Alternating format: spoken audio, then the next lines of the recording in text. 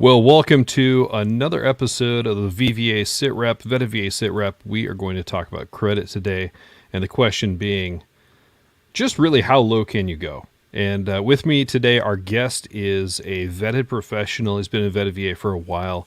Adrian Placinta out of True Path Loans. He was a one-man shop for a long time, but business has been good, and he's continued to grow. He's growing a great team right now. And he's been with VetaVA for, gosh, I want to say a year. I mean, you were in the group early on. You're a broker in Irvine, California area, and an outdoor enthusiast.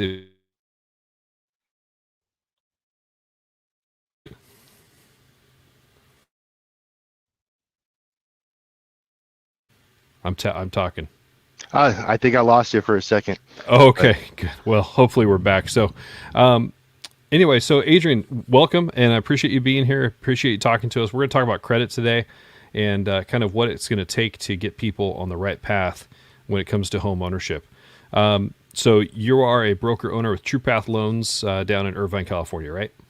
absolutely, yeah. I've been in the industry 17 years, and as you mentioned, part of VA for almost a year, coming up on it. Okay, so it's almost been a year. Yeah, and you were a solo entrepreneur, kind of a solo shop for a long time, and you've been growing crazy right now, bringing people on, getting people engaged, and just spreading the good word about mortgages in your space, right? Absolutely, I was a one-man shop for about 8 years, and my first two hires were veterans coming out of the Marines, and looking for a transition into civilian. And they really help Hmm. lead our team. We're up to 15 people now, so it's been going pretty good. Nice. Well, congratulations on that. Yeah, I remember when you brought on your first couple hires, and I'm excited to see them grow in your industry and in your company as well. Look, the topic today on this episode is going to be credit. How low can you go? And there's a lot of misinformation out there, but there's a lot of actually true information depending on the context. And so we want to talk about that a little bit. Let's just start at the baseline. The VA Lender Handbook, does it or does it not have a credit limitation? The VA handbook does not have a minimum FICO score. They do leave it up to the lenders to decide. I'm really glad you clarified that. There is a minimum FICO score, and then there's a minimum credit score, or then there's credit. I apologize, not credit score. So there's minimum FICO score and then credit. So they don't have a minimum FICO score, but they do assume and they do look at credit. But what are they looking at when they're considering credit from a VA underwriting standpoint? Yeah, they're looking at a little bit of everything. They want to make sure that you're paying your bills on time, that you have established credit. Even after derogatories, it's okay as long as you reestablish your credit. And that's Right. pretty much get 12 payments on time after going late or any major derogatory. And that's kind of really the big deal, right? So it's not necessarily that the score is high.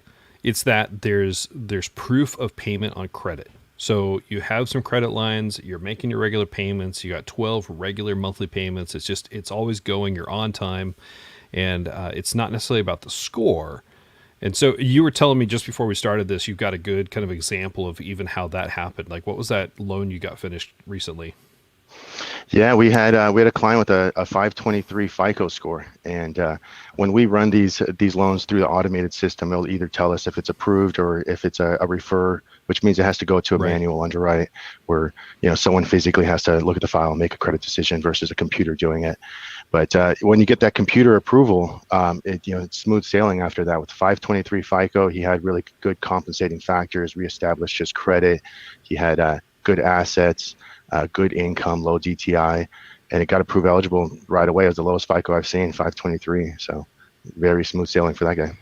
Well, and let's talk about that for a second. So you're talking about the automated underwriter system. So somebody comes in, they can say, "Look, I want to get a loan," and you pull a credit, you put all their package together, you look at everything, and then you run it through a system, LPDU. There's these automated underwriting systems, and they basically doing an AI structure. They're taking a lot of computation and kicking out. Here's a good reason, or here's why the loan would be approved based on current factors, and here's why it may be missed. When do we expect to see these approved underwrites or approved eligible and approved ineligible, or what are the different factors? A big majority from what I've seen, is credit, that does kind of play a factor. So once the Mm-hmm. credit score gets below 620, it gets a lot harder to get that approved eligible. You do need a lot of compensating factors like, assets, enough payments in the bank that, or enough money in the bank that you could make your payments if something happened. Good income, stable job history, a spouse that earns as well. There's a big list that they consider compensating factors. But yeah, ultimately, it's that desktop underwriting system. I've been playing with that thing for forever to sometimes just try to make a loan work, and it's really comes down Mm-hmm. to, if you input a correct 1003, you have all the information up front. Don't leave any, things off, and it all starts with that. That underwriting system takes that application, takes that credit report, and then makes that decision based off of that. Okay, so you said a 1003, that's a uniform residential loan application, commonly known in the industry as a 1003. That's the application form itself. Let's talk about credit scores. All right, so I see a post on here, and I'm bringing up things that we see on the VettaVA community regularly. Posts about how low can my credit score be, which lenders out there are working with low credit score, how do I actually get a loan with a low credit score, how do I recover from credit? It's a good question. I'll tell you, kind of like for me, the best analogy is kind of like gaining weight. It just happens, and you don't realize it, but it takes a lot of effort to get it back off, right? So you're like, wait, how did I get so bad? How did this happen? A lot of times we're not paying attention, or something happens in our life and it holds us back. Loss of job, medical issues, right? So tons of issues can lead towards not paying bills, towards having bad credit. It doesn't mean there's no hope. And I'm speaking from experience. I've been in a place where I had the bad credit, had to take some really tough decisions, and I knew that the term to get back into financial shape was going to take a little while. But we see some that say, well, I was told by a lender I had under 640 credit score. They couldn't work with me until I got it above that, and they signed me up for this program and this and that. Let's talk about the options. Is one lender's appetite for credit for a FICO score the same as every other lender's? Absolutely not. It specifically says in the VA handbook that lenders are allowed to review the complete credit history and use their own judgment. So you Mm-hmm. do have some lenders that will draw that line at 640 and say, we don't take applications below that. We see it more and more with low interest rates, where there's a whole bunch of business out there, and they could grab that low hanging fruit. So they're going for the easier loans to work, typically from these big lenders. But there's a multitude of lenders out there that do work with FICO scores below that, and even go down to 500 FICO score. Yeah, they do. I was just talking to one wholesale head of wholesale at one of our lenders that I know a lot of people work with, and they will go down to 500. They will go to 500 with a manual underwrite. Manual meaning they take whatever the automated system is, but then they dig in. A person sits there with all the document, with all the letters of explanation. They allow the borrower, they allow the loan officer to say, here's a case why this person is worth the risk financially to loan them money. That's a manual underwrite. I did put in the links to the comments on one of these, and I'll hit them on the other ones. We're referring to credit underwriting at the Lender Handbook, pamphlet 26-7, chapter 4 goes into all of this, and goes into it in detail about what the VA will appreciate or what they will approve, not just the lenders. So there's a couple things here that we mentioned. The VA does not have a minimum FICO, but the lenders are allowed to put their layer, or their overlay is usually the term, on what they'll accept. Like, how does that change per lender in your experience? During COVID, we definitely saw most of the lenders go to minimum FICO. They actually raised it even from 640. They wanted higher. It was a couple months there where below 640 was very hard to get. It's opened up since. There are a few great lenders. You mentioned Equity Prime. They're one of the really make sense lenders out there that will actually use common sense when doing that manual underwriting. They really fight for the veterans to make that happen. Mm-hmm. They will, and there's a lot of love and support there, trying to make that happen and make sure that the veteran gets helped. Okay, so somebody hears, we can't do this, you can't get a loan. Do they stop there? Like, how do we take it as a borrower? How do I hear that news, and what are my next steps? What should I do? Get informed, definitely. You can't just take one person's word for it. That just be that lender's guidelines, and there are a lot of lenders. So, Mm-hmm. and I don't get discouraged. If you do hear that, I've heard that a lot with even people who don't have established credit. They're discouraged from even trying, or they think it's going to take forever. But even if you don't have a credit score, they allow you to use other types of bills to prove you've made your payments, utility bills, things like that. So there could be other options. So keep searching, keep getting educated, and just as you mentioned, with the weight gain, it really is just realizing that you need to start working on it, and just every single day, just put steps towards it. Make your payments on time is one of the biggest things. It really is, and this payment history. So there's a couple things like VetaVA. We partner with FinLocker to create the Go Bag, and the reason we do that is it's no solicitation, right? There's nobody gets access to the data you put in there. I use it myself. You're never going to get an ad or an email or said, "Hey, great FICO score. You should apply for this credit card," like I get from Experian and Equifax. But the reason it's in there is you can actually look at your credit report, not the score. Again, I'm not as worried about the score. I'm worried about the payment history. So the Go Bag actually allows you to look at your credit lines, and if it's green, yellow, or red, have I missed any payments? Am I late on payments? Or are all my payments in good standing? That's really, really good compensating factor there. So if anybody's watching this, you got questions, pop them in here. Want to take a look at these. We had somebody ask, how do I find someone down in Florida that'd be able to shop around like these for the types of lenders? We're paying, they've got a good amount, but looking for a mortgage and what they could get. There's a couple of ways, right? So to shop, how do we shop for a lender that will do the best? Like Adrian, you're a broker, correct? Yeah, absolutely. Which means you work for how many? You not work for, but how many lenders are you partnered with or connected with that you could actually send a borrower to? I think I'm actually partnered with just over 40 lenders. During again COVID, we had to scramble a little bit and get signed up with a lot. Yep.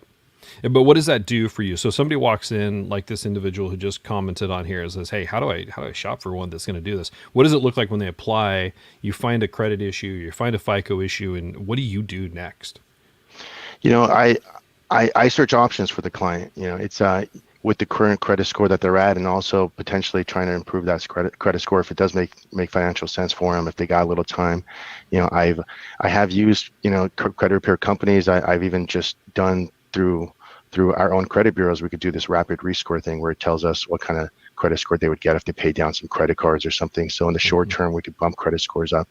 But yeah, just to try to position the best possible loan for them, based on every lender I work with, based on their guidelines, based on the client's current financial position and credit scores, and then what we could potentially get them to. I had one where it's a really good VA client. It's about a year and a half ago. Interest rates were a lot higher than I think Right. They were getting quoted like 475 from somebody because they had a 619 credit score. I ran that rapid rescore. They said if they paid down one credit card $600, their score jumped to 641. Yep. And they did it. We closed at a great interest rate. So just finding those little tips and tricks to make that loan program better for them, and then finding the right lender. Having a multitude of lenders really does help with that. See, having a multitude of lenders, I equate it like this. Almost all of us have probably shopped for a car or something, like even a computer. I mean, whatever you want to say, you've shopped for something and you go to the marketplace and there's many manufacturers, there's many options. They all do basically the same thing, right? So if we're saying a car, I have to get from point A to point B and I need a vehicle to do that. My first car was a 76 Ford. I almost said Pinto. It was not a Pinto. It was a Ford Fiesta, bright orange, right? Older than me when I got it, and it got me from home to school to work. It did what I needed it to. Now, once we are like actually more experienced, we may say, well, I want these features in this car. Lenders are very similar, right? They have their certain things they're going to lean into. They're specialists at this one thing. Maybe every car has leather seats with this lender, but this other lender says, well, we're going to serve this one population and they want these things. So a broker is able to go through there. So to the comment on our Facebook here that says, how do I find one? Well, I'll point you out here. The first place I would say is go to vetava.com, click the state of Florida, and talk to any of those lenders on there. They're going to have options. They're going to have coaching and consulting, just like Adrian kind of laid out there. The other thing I'd say is then don't just take one word for it. Ask around. If you need to, call a couple. Not that you're trying to shop them all and say, hey, I want you to compete with each other, But ask, because some lenders, some brokers are tied to different wholesale lenders, like Adrian was talking about. What other advice would you give on that? As far as shopping,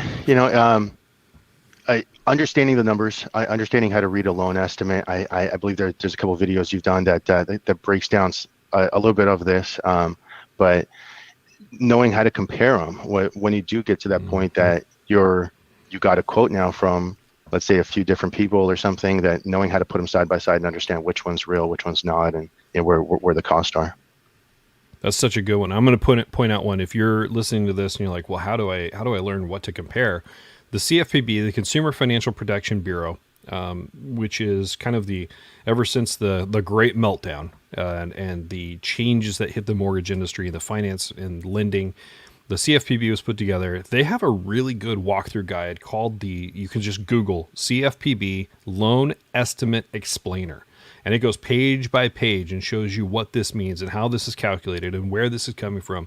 Box A, what you can shop for. Box B, what you can't shop for, but that is provided by the lender. Box C, third-party services you can shop for. So it really kind of helps break it all down. So that is a good resource there, and I'll make sure to put that link on our Facebook pages here so we can have that for anybody to click on as well. I got another question that just popped in. I think this was an interesting. Let's talk about this for a second. This user says they just got denied due to low credit score, was told to pay credit cards down to $100 and reapply in 6 months to a year.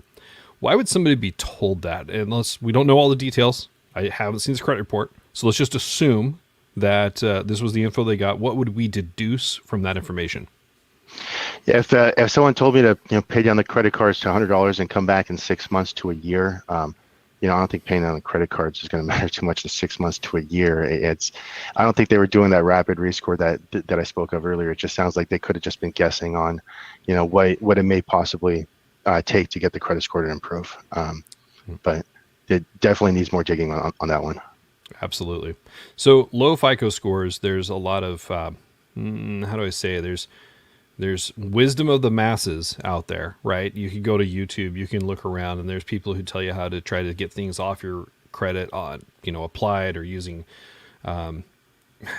We have to be careful, and here's why. So credit repair, credit support agencies are actually licensed, and they should be. They're held accountable for what they do. You're not supposed to pay fees until you see benefit.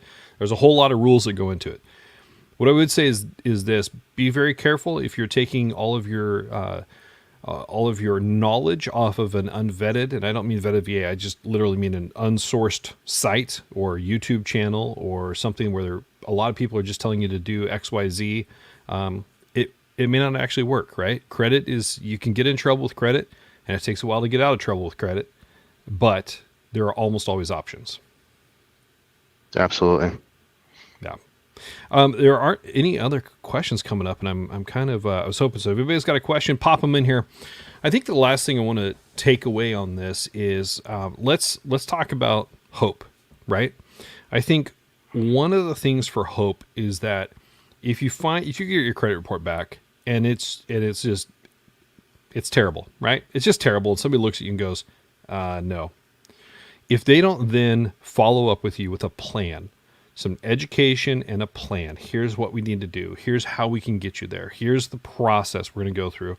And you need to understand that time is not necessarily how we say it, but a plan. Then you need to talk to somebody else. Am I right? Absolutely. Yeah, credit is just a snapshot in time. Your situation today may be a little different than a couple of weeks from now, or things may change. Credit card balances go up and down. So there's there's a lot more to it for sure. There is. I would definitely say some of the websites I usually trust: TransUnion, Equifax, or Experian, because those are the credit reporting agencies that go into the tri-merge report, which is the one that's pulled for mortgage credit, the FICO 8. And on there, they talk about kind of what makes up your credit score. They try to break it down by percentages. One of the things I always try to remember is the 30% rule, right? So if I have a credit line, I don't want to use I don't want to carry a balance greater than 30% of the total amount of credit on that open credit line. And that's just a rule of thumb. It's not a hard, fast rule. It's a rule of thumb that does well for your credit and your score. Payment on time, low balances, carry a low balance and move forward. Somebody posted a comments on here that says, fresh collection, they have agreed to settle for less, but will not remove. Will settling it for less have the same effect on my score as paying in full if it won't be removed? That's a tough one. Do you have any insights on that? I've seen it happen before, and I don't know exactly which one's going to be worse or which one's going to be better. Yeah. But yeah, for the short term, it's not really going to help too much, even just paying it off, settling in full, or settling for less. Like immediate, I've seen scores improve a little bit. I've seen scores actually go down after doing that, and it just takes a little time. So the further you get away from that derogatory, the better. Yeah. The key word there was fresh collection, right? It's fresh collection. Absolutely. This is what they're trying to do. Okay, well, you get it taken care of. It's going to be there. I'll speak from experience. I had a bankruptcy on mine. I came out of 2008 not rosy, as beautiful financially as I wanted to, and had to take some tough financial decisions. That bankruptcy still shows as public record, right? It's been over 7 years now for me, but it's still kind of there. However, it does not weigh into the factors. And within a couple years after it, I was able to move forwarding. So there are ways to move forward. There's also, I will also reference, we have one group that we talk about on here, and My Credit Guy, we have talked to them on a regular. I don't jump in and get payments, but you can call them and say, hey, I've got a couple of questions, and they'll talk to you. And that's part of what we have agreed to as a group and talking to them. And so just work towards that. And if you need help, they're here to support you as well. To do that. What other thoughts would we have there, Adrian, on this low FICO score? What did we not talk about? Anything on your notes? So I did have some notes on the collections, Mm-hmm. but I think for the most part, we covered a good amount of it. Yeah. Okay. The main thing I would say is, don't give up on it. Keep working. The credit could improve drastically over a short period of time. I've seen it go from 500 to 700. It just, if you really put work at it, and you can make it happen. I think one of the best things too is self-accountability, right? You are accountable for where your score is now. Sometimes our who we are, we get personal or identity theft happens, right? So I'm not talking about identity theft. That is another variation of suckiness. But if it's yours, and just be accountable to it and work through the plan to get it fixed. If it's identity theft, there are other ways to work on that and try to get that fixed. Although that's another sticky wicket that's hard to get into. But watch that and set yourself up. Use the go bag, vetedva.com/vetted go bag. Is how you can get signed up. You can look at it, just check it out, use it as a resource as it is, and then talk to our vetted professionals, talk to any professional, and ask them open questions and listen to the advice they give. I mean, it is the best, right, Adrian, when they call you and they're like, hey, here's my situation. What do I do? Absolutely, and we just come from a place that we want to help. So it's having the full story, not holding anything back, just telling us exactly what's going on, so we can be in the best position to give real advice. Yeah. So Adrian, besides being just in the Vetted VA community for a little over a year now, and having gone through the vetting process, also leading our golf squad who's on today, like we break all our professionals up into squads, and you've been doing that, and so. Tell me a little bit more, like how has Vetted VA kind of supported your mission and your growth as a professional? It's been really nice to just be a part of the moderator community as well, because it's just seeing so many other business owners, other great leaders, hearing how they speak, and it's I've never considered myself a good salesperson. I was always good at math and numbers, so from the sales side, I always just imitated. And I feel like I've been doing that a lot with the leaders from Vetted VA. I've been just trying to bring that into my company as well. Yeah. So surround yourself with people who speak truth, do it openly, honestly, without expecting anything in return. And it does feed well. Comes back. So there's going to probably be more questions here. I'm going to tag Adrian and a couple others of the moderators that are on today in our Facebook groups, so that if questions pop up, they can address them and encounter them. And we'll keep that going. But tomorrow we're going to be talking about buyer preparedness in our next episode of the Vetted VA Sit Rep, and we'll have a different guest speaker on with me. Any last thoughts, Adrian? If it's not locked, it's not real has been something that's been said for a Man. while, and the market's moving right now. So if you're in the market, lock. If the yeah, it's true. It's not locked. It's not real. It's just Yeah. hypothetical until you got a commitment there. That's a great point. So, well, thank you, sir. I appreciate it. And for everybody else, we'll see you soon. Take care. Take care.